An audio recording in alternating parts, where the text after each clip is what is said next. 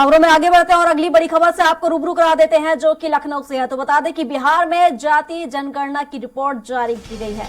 तो यूपी में जाति जनगणना की मांग यहां पर अब तेज होने लगी है और जाति गणना की मांग अब यहां पर तेज होगी। तो सपा, कांग्रेस समेत बीजेपी ने भी जाति गणना की मांग की है। तो बीजेपी की सहयोगी अपना दल ने आवाज मुखर की है।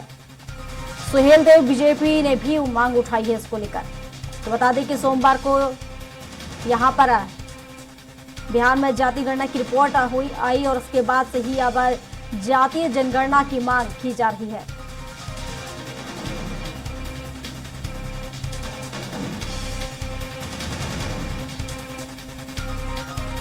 और इस पर विस्तार से जानकारी के साथ उत्तर प्रदेश के स्टेट हेड राघवेंद्र त्रिपाठी हमारे साथ जुड़ चुके हैं। तो उनसे ही जान लेते हैं। राघवेंद्र जी, देखा जाए तो अब जाति जनगणना की जिस तरीके से यहां पर रिपोर्ट आई है उसके बाद अब उत्तर प्रदेश में भी अब ये मांग उठने लगेगी कि यहां पर भी जाति जो जनगणना है वो यहां पर की जाए, क्योंकि पहला ऐसा देखा जाए तो राज्य है बिहार जहां पर जाति गणना यहां पर दिखाई गई है। जी बिल्कुल प्रियंका, जिस तरह से लोकसभा का चुनाव ज्यों-ज्यों नजदीक आ रहा, सियासी सरगर्मी बढ़ रही है। भारतीय जनता पार्टी के ऊपर आरोप है वह धर्म की राजनीति करती है, तो वहीं बिहार में जिस तरह से जात का खेल खेला गया उसका असर उत्तर प्रदेश में भी देखने को मिल रहा है।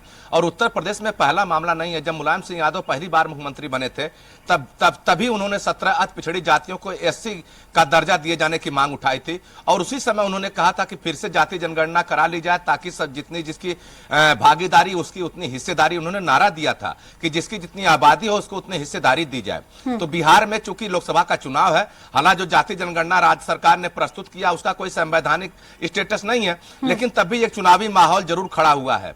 और पिछड़ी जातियां, अति पिछड़ी जातियां, एससी जातियां, इनको एक तरह से लामबंद करने की कोशिश की गई है। क्योंकि बिहार में ओबीसी में खास तौर से यादव समुदाय के लोग 14% से अधिक हैं और 19% मुस्लिम समुदाय हैं। तो वहां तो कोशिश की जा रही कि यादव मुस्लिम अगर एकजुट होते हैं तो मोदी को बिहार से, भारतीय जनता पार्टी का और मोदी का बिहार से पत्ता साफ किया जा सकता है। अखिलेश यादव भी उसी रास्ते पे चल पड़े हैं।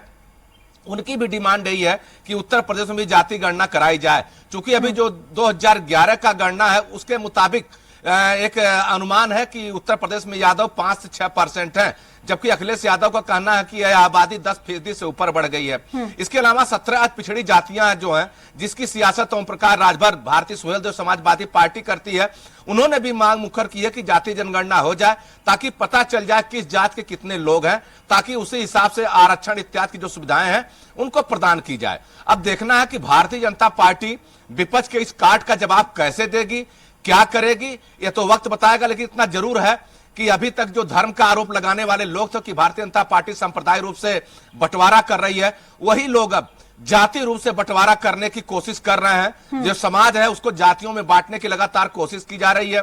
बिहार में राज्य सरकार ने रिपोर्ट जारी कर दी है, उत्तर प्रदेश में भी डिमांड बढ़ती जा रही है।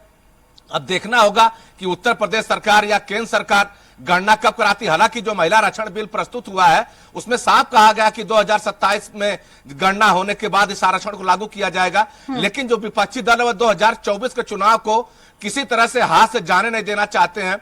चाहे अगर भारतीय जनता पार्टी धर्म की राजनीति कर रही है तो सिया जो विपक्षी दल है वह जात की राजनीति पर उतारू हो चुके हैं। अब देखना होगा कि धर्म की गोलबंदी बड़ी हो पाती है या जात की गोलबंदी है, तो वक्त बताएगा। लेकिन इतना जरूर है अब जात के बहाने सियासत की नैया पार करने की कोशिश की जा रही है। बिल्कुल राघवेंद्र जी, जैसा कि आपने बताया कि यहाँ पर अब जातीय जो राजनीति है वो यहाँ पर शुरू हो चुकी है और अब जो रिपोर्ट यहाँ पर आई है, जाति मतगणना जो हुई है उसमें जो पिछड़े वर्ग की अगर हम बात करें तो उसकी संख्या कहीं ना कहीं बढ़ी है और जो संवर्ग जैसे हमेशा की जो गणना में देखा जाता रहा उसमें कहीं ना कहीं कमी आई है। तो हम ये कह सकते हैं कि अब सभी पार्टियां एकजुट हो चुकी है। कांग्रेस की बात करें या समाजवादी पार्टी की बात करें या बहुजन समाज पार्टी की बात करें, सभी ने एकजुट हो गए यहाँ पर। तो कहीं ना कहीं अब बीजेपी अलग थलग पड़ जाएगी।